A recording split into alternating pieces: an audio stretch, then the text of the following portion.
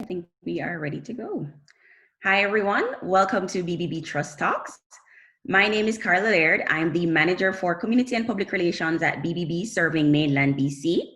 My co-host and event facilitator for BBB Trust Talks is Prerna Sharma, and she's our Marketing and Events Coordinator. Today, we commence the fifth BBB Trust Talks episode, taking us halfway through our limited interview series. For those who don't already know, for the entire month of October, we will be connecting with some of our accredited small business owners across the province, learning about their businesses, hearing about their experiences as entrepreneurs, as well as some of the lessons they've learned along the way. And of course, finding out more about the teams that support their everyday operations. If you've missed the last few episodes and want to catch up, you can search Better Business Bureau Serving Mainland BC on Facebook, Instagram, Twitter, LinkedIn, and YouTube, and you will have unlimited access to all the videos. Our theme for this week of Small Business Month is Women in Business, and we have been featuring some of the women-owned accredited businesses across the province on social media. So keeping that in mind, it is absolutely fitting that we will end this week connecting with a special woman in business, Susan Cumberland, who is the owner of School is Easy Tutoring Vancouver. Hi, Susan. Welcome to BBB Trust Talks, and thank you for taking the time to chat with us today. Hello, I'm so happy to be here. So great. The first thing I want to ask, and I usually ask all the guests that pop in to chat with us, is to share a bit about themselves with our viewers. So who is Susan Cumberland? Okay. I've been in the education industry since I graduated from UBC right after high school as a high school teacher. I've gone on to get my master's. I've done various things in education. But the business that I have now, I've been doing I'm going on 19 years. It's a tutoring company. So we'll be talking all about that. So that's just a quick summary of me. Awesome. You know, when I first heard the name of your business, School is Easy, I thought to myself, this woman is passionate about education. And just from what you said in your intro, it's clear that you are. But I would love to know the story behind the birth of your business as well as the name. Okay. There's a long story there. Okay. So I started the business because I was a teacher in a high school. I did some marketing for a college, but I wanted to have a family. So my husband and we adopted a baby girl from China. She's helping me in the business now. She's great. She's 20 years old now. But at that time, I wanted to start a home-based business shortly after I got pregnant. So I had a second child. And I didn't get my maternity leave the second time around because I didn't go back to work in between. So I opened the business, and a great opportunity through the government was a self-employment program. They helped me launch my business by providing financial income and classroom help to start a business. We wrote a business plan, and then I had a coach for a year. And I really I was more concerned about being a mom at the time, but the business just kept growing and growing and growing, and I never went back to my other job of teaching. So, and here we are today. It's been almost 20 years. That's great. Following up on Carla's last question, in the last national survey that was conducted, they found that there were a little over 300,000 women-owned private businesses across Canada when compared to over 1 million men-owned businesses. So just looking at those numbers, it's clear that entrepreneurship is male-dominated and is also not a popular career choice for women. But here you are. So why did you decide to become an entrepreneur? Well, you know what? I think that this particular business is good for women. It is harder for women because we have families, we do take care of the kids. But this particular business, I'm at home, it's home-based business, and I'm with other parents who are my customers as my children go through school. So for this particular business, it's great for a woman. So that was my thing. But I can see why men are more successful at business in general. They're more entrepreneurial because they are the ones that work full time. And the women, although we we say we're equal, we're still not. We're still not. The women are at home, basically taking care of the home. Yeah, Yeah. that makes sense. Well, when I was reviewing your business profile on BBB, I also saw that you have been in business for the past 18 years. Firstly, congratulations on such a long haul. If we focus specifically on the products and services you offer, and maybe even the areas you serve, how would you say the company has evolved since it first started? Oh, so things have changed over the time. Yeah. So when I first started, this is how old I am. The phone book was the way, the yellow pages was the way to advertise, to get teachers and to get clients. Can you believe that? I only had to do one thing basically. Um, it's much more complicated now with social media, et cetera, pay-per-click, retargeting. Yes, I'm always learning. I have a daughter now who knows how to do that. So she's helping out. I would say the advertising has been the big change. Also within, we were hiring certified teachers from the beginning. There was an unemployment for teachers at that time. Now teachers are in demand. There seems to be a shortage. So we still like to hire certified teachers, but we're hiring other types of tutors, people with university degrees that have tutoring experience. So I'd say those are the biggest changes. And then COVID. Oh yes, yeah, that's a obvious one. That's been crazy. Yeah, it definitely sounds that way. You've really had to, pick and choose how to still provide the service that everyone needs, especially with all the different changes and the demand for teachers at this time. Yeah. So, I was listening to the conversation and I must agree with Perna. 18 years as a successful woman in business is an amazing accomplishment. It speaks to your business mind and even your ability to adapt to changing consumer demands. 18 years, when I think about it, it also indicates that your business survived the 2008 recession and now you are riding the waves of this recent pandemic. So, based on your experience, how have these two situations or these two catastrophes been either the same or different? So you mentioned the recession. Yeah, I didn't really notice the recession because people still invest in their children. It's still important to them even in times of financial strain. So I didn't notice a big difference then. But COVID, okay, that's been a different story. What we did though that was successful was we took the bull by the horns and we completely embraced online tutoring. Most students actually transitioned smoothly to the online platforms. Mm-hmm. We also added a new app, which came at the right time. So we have two types of tutoring now. One is skill building and one is emergency tutoring. So skill building is weekly, bi-weekly tutoring where students are building upon their skills. And Mm-hmm.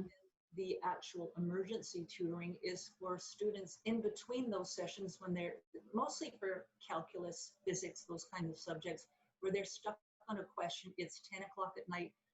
Their tutor, they're not going to call their tutor. So they get on our app, which is Yeah. available 24/7. It's like the Uber of tutoring.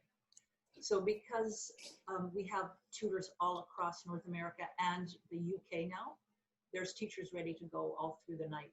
And Mm-hmm. it's great. So that's been very popular. So Oh, the online tutoring is the way to go. We're also doing in-home tutoring again, but with COVID guidelines for sure.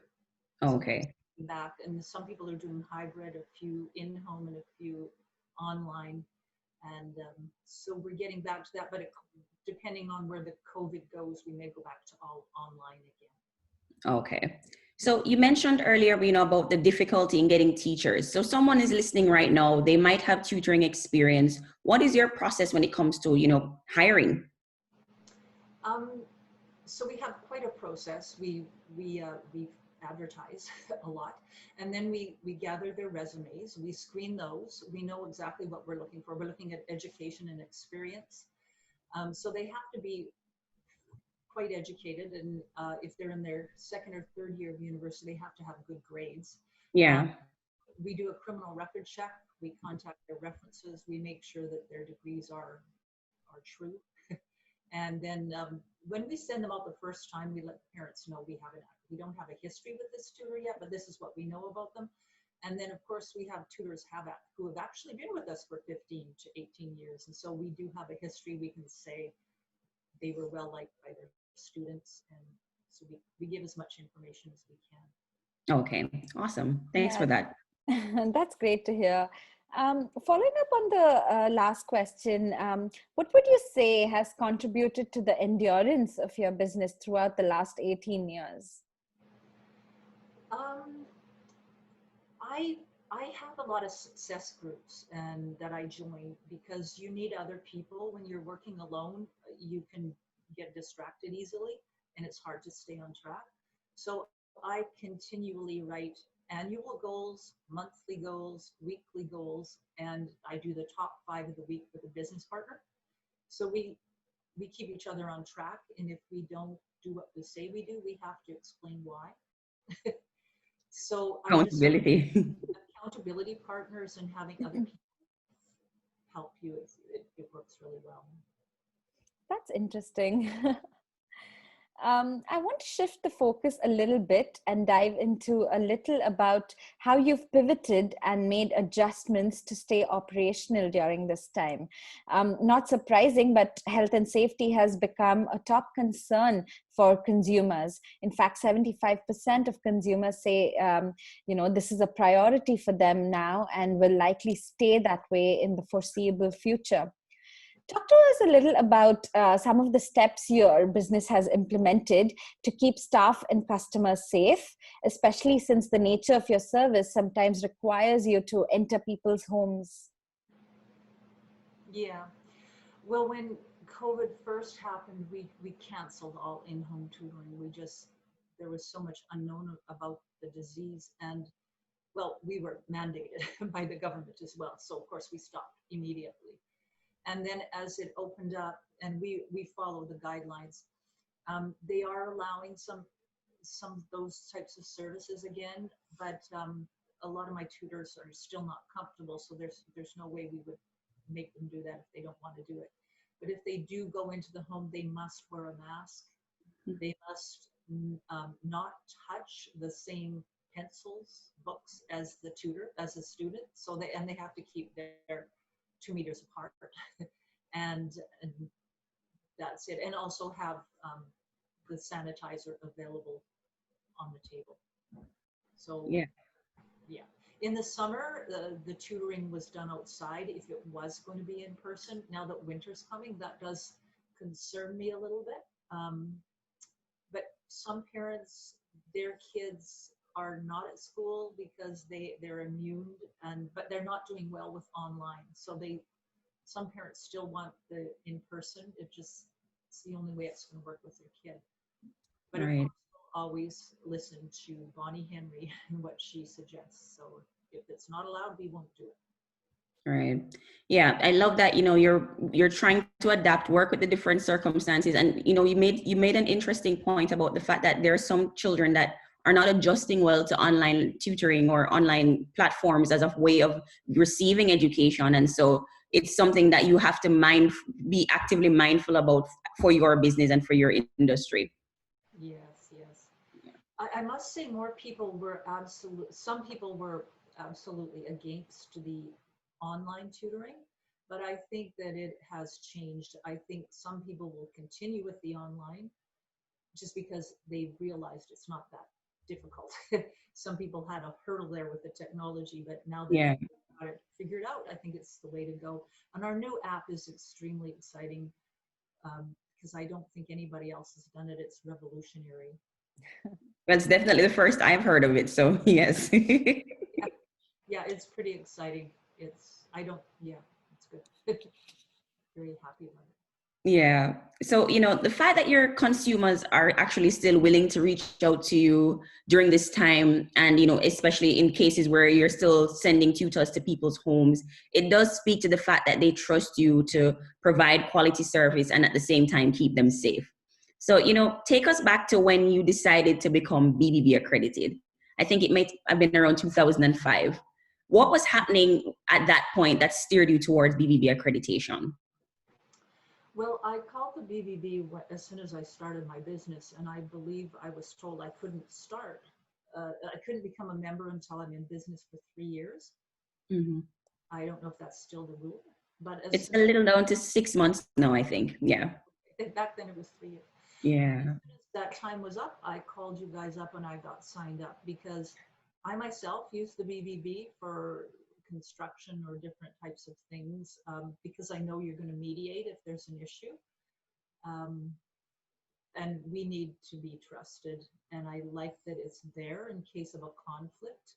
Luckily, we haven't had one, but if we did, we would like the structure there to help manage it. And in our industry, people's, they love their children. They're the most important thing in their lives. We're dealing with their kids, so we need to be trusted. Yeah. Nice to have that. Absolutely. Have that Absolutely. This is one of my favorite questions. The fact that you are BBB accredited shows that trust is an important part of your business model, like we were just talking. Our theme is Start with Trust, and the very first thing our 8 standards of trust requires is to build trust. But specifically, as it relates to your industry, what you do and who you serve, why is trust so important? Mm-hmm. Yeah, well, so it's so important. I actually, when someone just cold calls us, they find us on the internet. It's hard to build their trust. They don't know who we are at all. But I'm so grateful to you guys. I've actually won 4 awards through you guys: the People's Pick Award and the Marketplace Excellence in 2015 and 2018. And thank you so much, because that gives us credibility. And I do mention it to our clients that we are members of the Better Business Bureau with an A+ rating, and we've won their awards. So please trust us. That speaks volumes of that we're doing things right. We're not scary people. Yeah, you're right. Credibility is very important. And especially with COVID-19, it's placed the spotlight on the importance of trust in the marketplace. So, thinking about it, whether or not the company's for-profit, consumers want to know that businesses will do their best to take care of them and that they are trustworthy. And part of that caring, I believe, involves businesses supporting the communities that they operate in and serve. So, I don't know if you can tell us, but how does School is Easy Tutoring Vancouver contribute or give back to the community? Mm-hmm. Well, just through our service alone, we're building confidence and skills for students to go on to their career.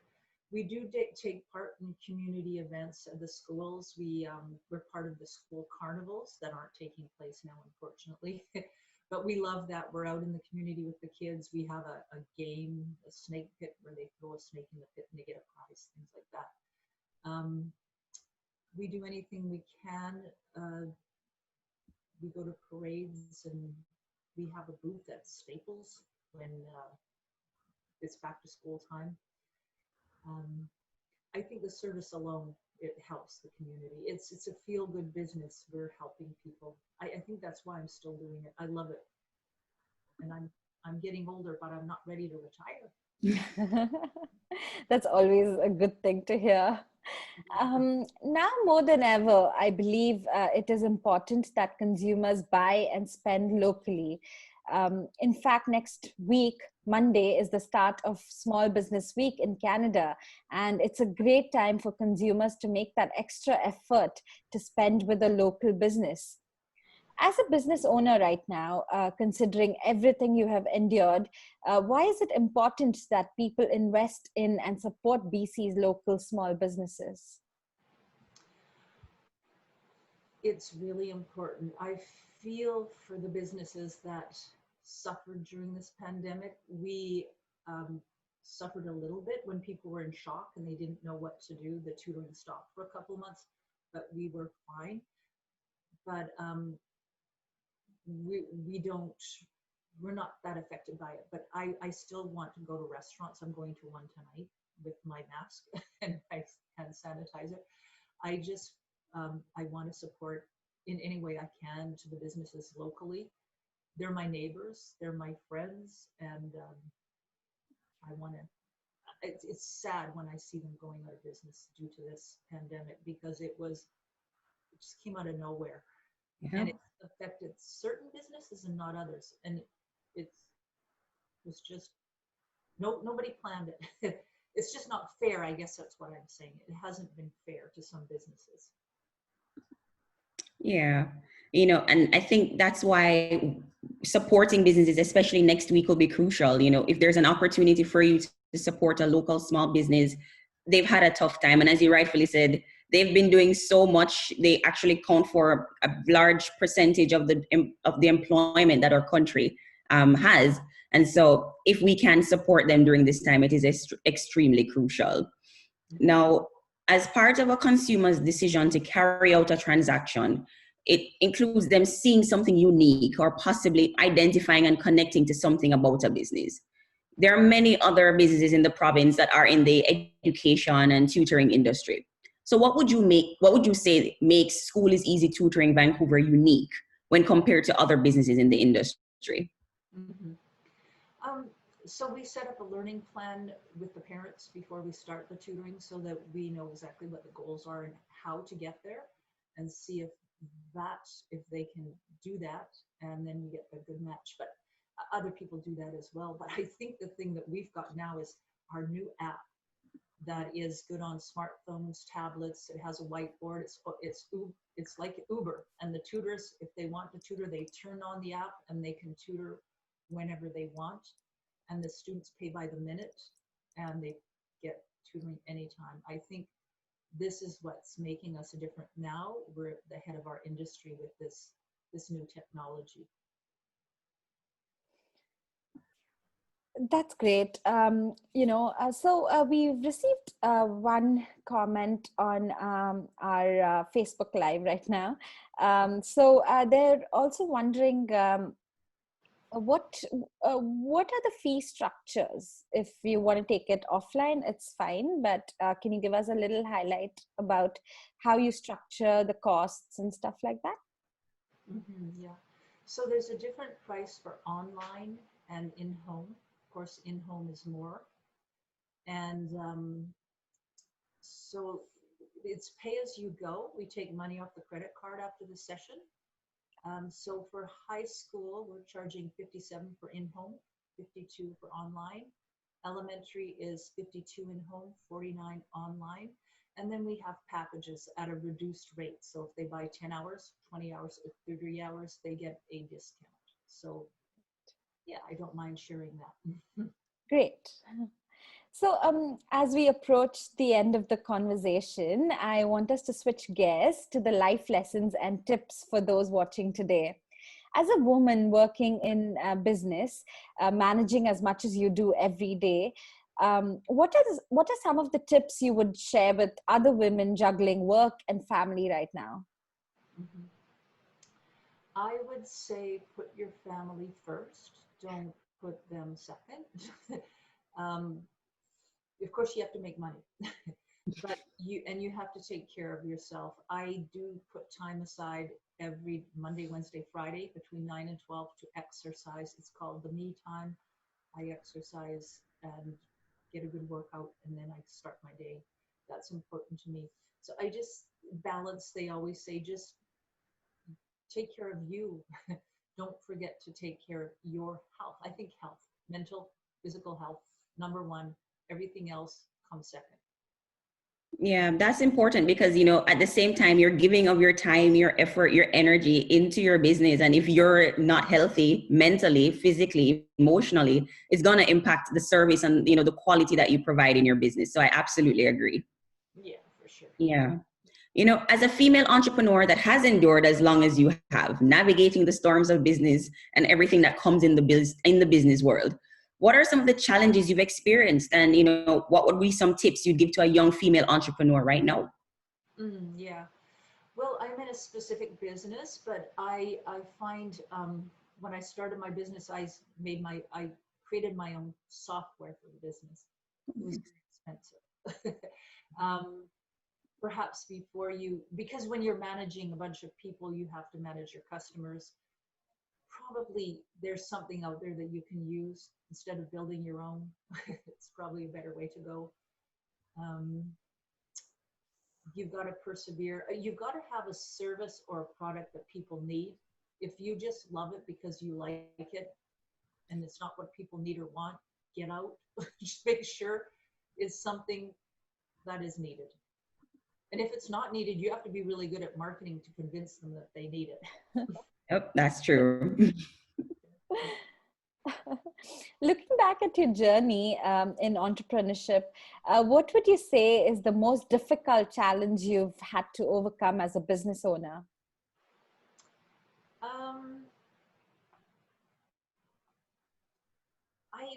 I guess plugging away every day and just keep moving forward and not get disappointed with yourself because you're not doing it fast enough. Because I set these goals and I never reach my goals because they're sometimes unrealistic. So I just have to have the goal over there. As long as I'm heading in that direction, that's okay. Just don't be hard on yourself and reward yourself for every little step along the way. Absolutely. Yeah. As long as you're working towards those goals. Yeah. Is there anything you would have done differently throughout your journey? I think the one that I just mentioned about the software would be a big one. Yeah. You'd have not done it, or you'd have done it? I would look at other software to manage my company rather than build it from scratch. Oh, okay. Right. Okay. I guess because of all the challenges that you stumbled into? Oh, what was that? Sorry? Is it because of the challenges that you stumbled into? It's one of the others. I'm trying to think. That one is the biggest one for me. Yeah. Okay. Well, following up on that question, I actually hear and read the stories of consumers every day who wished they didn't use a business because of the nightmare experience they regrettably paid for. So to help them not stumble into a situation of, I wish I didn't, what are some of the tips you would share to consumers shopping around in your industry right now? Oh, okay. Yeah. I like the option that our company is pay as you go. Some of the other companies are asking for a lot of money up front, and I don't think that's necessary, because even though we ask a lot of questions, we don't really know how much tutoring a student is going to need until the actual tutor gets in there and has a good evaluation of the kids' study skills. Right. So be careful of being asked for a lot of money up front, I think, is one. And when you're searching for a tutor yourself on Craigslist, be careful because there are a lot of weirdos out there.